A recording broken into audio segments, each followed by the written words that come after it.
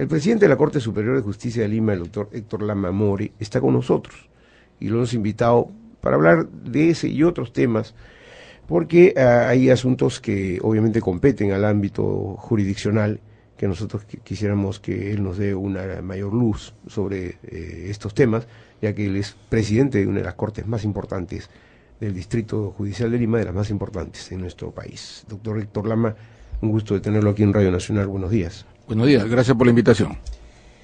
Vamos primero por el tema de la ley, el proyecto de ley del negacionismo. Ustedes, como eventualmente administrador de justicia, en algún momento, si esta ley se aprobara, tendrían que fallar. Y algunos dicen, como periodistas o los líderes de opinión, y la propia vicepresidenta de la República ha dicho, cuidado, puede haber un peligro de aprobarse esta ley, porque es muy subjetiva. ¿Usted qué piensa como juez? Bueno, en principio no tenemos el texto de la norma, no podría dar una opinión concluyente respecto al contenido del mismo, pero la figura del negacionismo es una figura que ha venido siendo utilizada en diversos países. Cuando había un antecedente de violencia terrorista o otro tipo de violencia, en realidad ha recibido una serie de críticas. Creo que es importante analizar, estudiar la ley para evitar de que se violen algunos derechos fundamentales. Se ha dicho que se podría violar el derecho de opinión, libertad de opinión, o que se estaría replicando la regulación normativa penal porque ya hay la figura de apología del terrorismo, etcétera. Creo que es un proyecto que merece debate, discusión. El Ejecutivo, preocupado con hacer prevalecer la democracia y no resucitar los ámbitos de violencia, intenta estos proyectos que creo podrían resultar positivos en un marco, digamos, de regulación normativa coherente con nuestra realidad nacional y con nuestros derechos fundamentales. Teniendo en cuenta, doctor Lama, que parte de nuestra sociedad está bastante desinformada, ¿no es cierto? Y eso lo hemos admitido públicamente.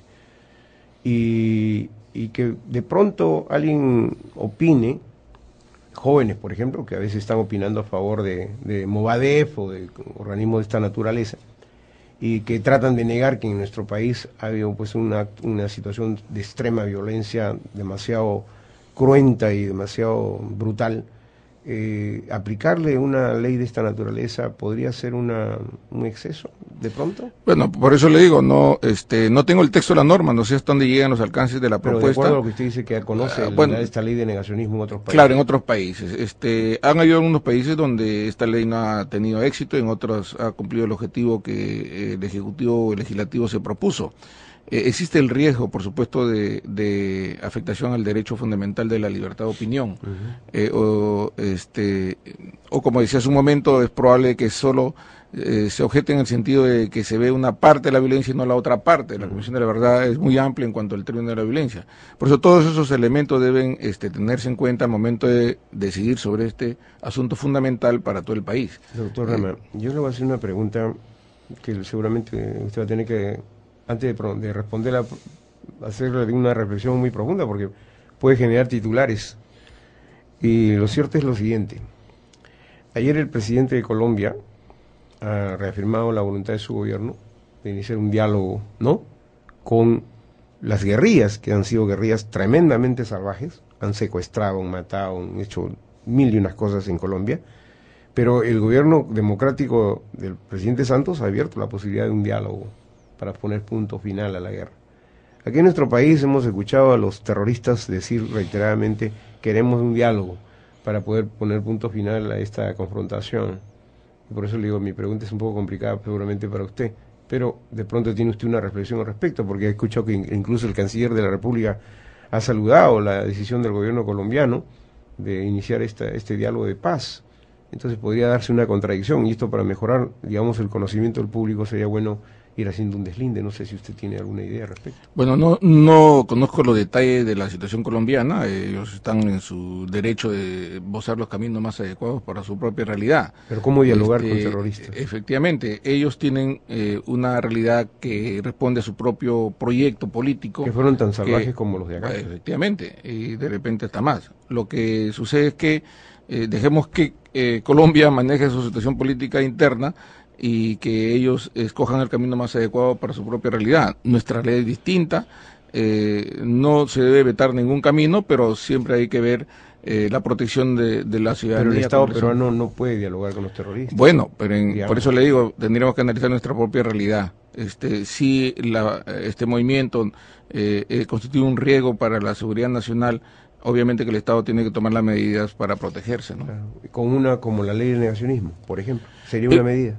Es uno de los intentos. La verdad que habría que ver el texto de la ley, pero creo que eso es uno de los intentos del Ejecutivo para poder impedir de que estos escenarios de violencia se reproduzcan en la actualidad. Doctor Lama More, el proyecto de ley se da justamente en el contexto en el que nuestra clase política, digamos, no es muy sólida y la opinión pública no ha cumplido la función de informar a las nuevas generaciones de lo que fue el terrorismo en los 80 y los 90.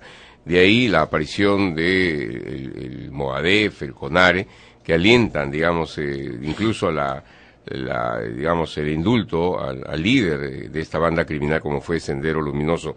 ¿Qué hacer en todo caso de no darse o de objetarse este proyecto de ley para que las nuevas generaciones tomen conciencia de lo que fue el terror en los 80, lo que significó para el país todas estas muertes, crímenes, arrestos, secuestros, bombas por todas partes, y que no siga creciendo pues esta tendencia de estos grupos que quieren, digamos, curarse en salud, lavarse la cara e incluso participar en política? Bueno, la idea es que el sistema democrático brinde todas las opciones para que se puedan expresar abiertamente y el debate político pueda también dar sus frutos, ¿no? Las fuerzas democráticas deben dar el debate en el terreno ideológico. El Ejecutivo tiene que dar el combate en el terreno físico, táctico o estratégico de seguridad, y el Poder Judicial cumplirá su rol aplicando la norma que el Legislativo promulgue para hacer que el sistema democrático continúe en esos marcos. Ahora, nosotros del Poder Judicial, digamos, no tenemos mucho espacio para poder establecer algunas propuestas directas sobre el tema que usted me comenta, que es un tema político con gran dosis ideológica.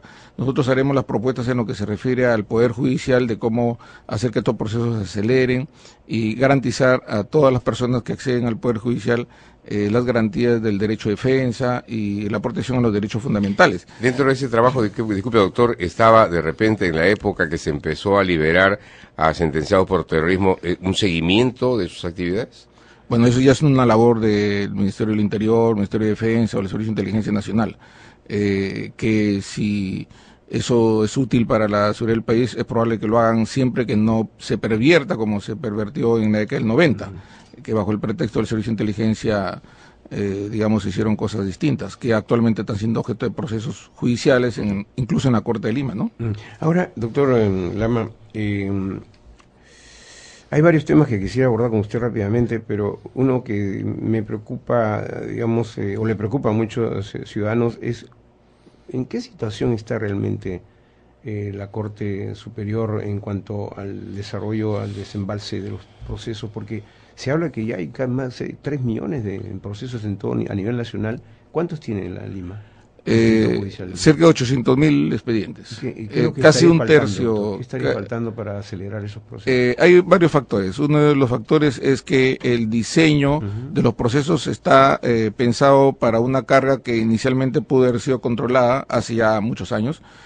Debe de remontarse la forma como se regulan los procesos. Hay 2 leyes muy importantes que están a las puertas de implementarse en la Corte de Lima y que se están implementando ya en algunos distritos a nivel nacional, que son el nuevo Código Procesal Penal, que es eminentemente oral, y la nueva Ley Procesal de Trabajo, que es también oral, donde los plazos son mucho más estrechos y el juez participa más directamente. Casi ya no se utiliza el papel para el tipo de este tipo de procesos. Esto sí puede ayudar mucho para que los procesos no se dilaten. Todo está informatizado. Que se informatice, pero no solamente el uso de la tecnología para hacer más transparente el proceso, sino el proceso mismo.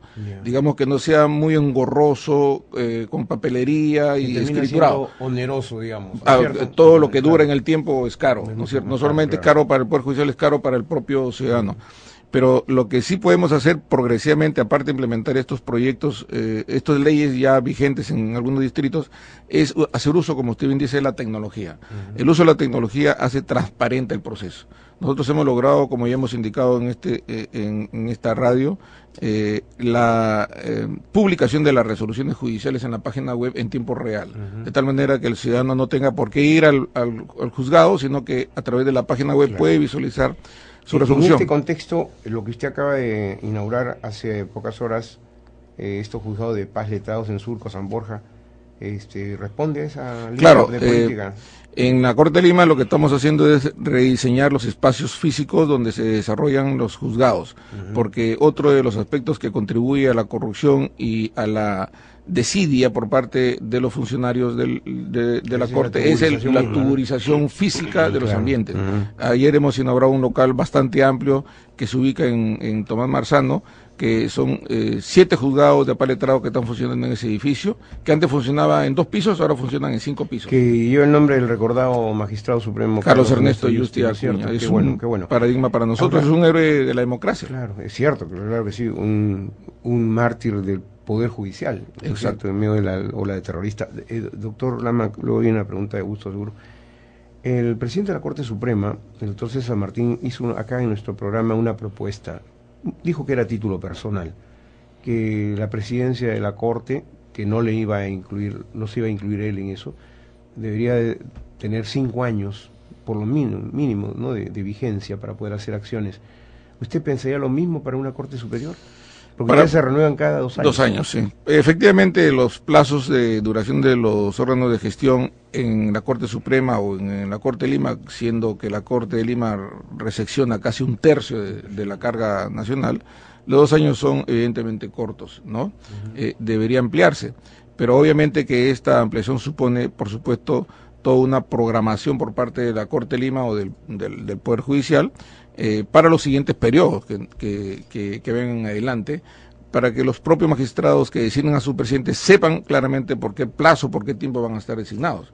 No sería correcto que eso aplique, por ejemplo, para el actual periodo, porque nosotros hemos sido elegidos por nuestros pares por 2 años. No sería lógico que tengamos más años. En diciembre nosotros entregamos nuestro cargo, y si eso resultara así, tendría que ser para los subsiguientes periodos, donde ya los candidatos puedan calcular su plan de trabajo en función a ese tiempo. Pero sería positivo, ¿no? Claro, sí, yo creo que sí habría por lo menos la posibilidad de que se acaben los planes. Presentar pues resultados más objetivos. Mucho más objetivos. Ahora, la otra podría ser que sea 2 años, pero renovable por 2 años más. Digamos, claro. Porque claro, ahora tenemos la posibilidad de renovar. Claro, y eso sería, creo, un poco, digamos, mucho más beneficioso para los magistrados de la Corte, porque probablemente se elija a un presidente que al cabo de 2 años no rinda los frutos que se esperó y pueda ser renovado. Claro. O sea, pero sí abrir la posibilidad, por lo menos para una reelección, ¿no? Augusto. Sí, solamente para, digamos, tener su opinión con respecto a este fallo de la cuarta sala que ha limpiado prácticamente a Vladimiro Montesinos del cargo de narcotráfico. No le han encontrado pruebas, dice, un narcoavión, como se le llamaba, en el cual se encontró 169 kilos de cocaína escondidas en esa aeronave en 1996, y finalmente este fallo que resulta escandaloso para cierta parte de la opinión pública, lo libera prácticamente, y ayer hemos visto a un Vladimiro Montesinos feliz y contento saludando la victoria y saludando a la prensa. ¿Qué opinión le merece este fallo, doctor? Sí, es decir, uno de los roles que tiene el Poder Judicial y los jueces en particular es que ellos resuelven sobre la base de las pruebas que las partes aportan. En este caso, según información que hemos recibido, la sala penal liquidadora no habría encontrado la prueba suficiente para incriminar a este procesado, a este señor Vladimiro Montesinos, y que la Fiscalía no había sido suficientemente contundente en las pruebas para poder establecer la responsabilidad. Debemos ser conscientes que los jueces no sentencian solo por sus antecedentes, sino por la prueba del hecho mismo que obra en el expediente. Hace unos meses, una sala penal de reos en cárcel en Lima absolvió a un grupo de personas que habían sido acusadas de asesinato vinculados con este tema de construcción civil, unos grupos residentes en el Callao. La sala penal los absolvió simplemente porque la Fiscalía no proporcionó la prueba suficiente para poder establecer la responsabilidad, pese a que estas personas habían sido ya condenadas previamente por delitos similares en otros hechos. Entonces creo que en este caso es necesario difundir ante la población que el juego de roles en el proceso le da un rol al Poder Judicial y otro rol al Ministerio Público y otro rol a la defensa. Entonces el juez decide sobre la base de la prueba que le presentan. Él no puede inventar pruebas. Entonces lo que ha sucedido en este caso, según información que hemos recibido, es que el Ministerio Público no habría aportado la prueba suficiente para poder establecer la responsabilidad a este señor. Para terminar, por mi parte, lo que pasa es que la gente no entiende por qué. Existió el avión, existió los casi 200 kilos de cocaína. Se sabía que el señor Montesino lideraba prácticamente toda esta cosa que la corrupción en la época del gobierno de Fujimori. ¿Quién es el culpable? Entonces, que no hay culpables. El avión existió, la droga, todo, limpian a Montesinos. No, tengo entendido, perdón, que disculpa, Augusto. Lo que he leído ayer es que han sancionado a otros. Otros sí han sido sancionados. Claro, personal, solo que este era considerado como la cabecilla. Claro, porque incluso el comandante de FAP también ha sido, digamos... Como tenemos prácticamente el tiempo ya que se nos viene encima, quería preguntarle al presidente de la Corte, al doctor Héctor Lama, una de las últimas noticias de las últimas horas. Se dice que las cárceles están así porque los jueces envían a la cárcel a todo el mundo, dicen, vayan a la cárcel, y nos estamos tuburizando, y Socabaya ha estallado ayer, doctor. ¿Qué podemos hacer? En realidad, la legislación en materia penal cada vez es más exigente, más fuerte, más rígida. Incluso hay limitaciones que se han producido de beneficios penitenciarios por el tema del impacto de los delitos de seguridad ciudadana, que ha producido hace poco vinculado a los familiares de un congresista. En realidad, lo que sucede es que la rigidez con que se establecen los beneficios penitenciarios y la gravedad, digamos, de las penas que se establecen por determinados delitos, inevitablemente conduce a estas personas a la cárcel. Pero el Poder Judicial está consciente de que los beneficios penitenciarios deben darse de todas maneras a aquellos casos en los que no son delitos muy graves. Es decir, no son muchos de los detenidos que tienen delitos muy graves, pero son los que probablemente incentivan a este tipo de conductas en los penales, ¿no? Como respuesta relámpago, ¿usted está de acuerdo con los grilletes? Bueno, es un mecanismo que puede ser utilizado. La idea es que no lesione los derechos fundamentales de la persona, y si esto permite movilizar a la gente con la seguridad de que la persona no va a incurrir nuevamente en delito, yo creo que sería una medida menos complicado el problema carcelario, ¿no?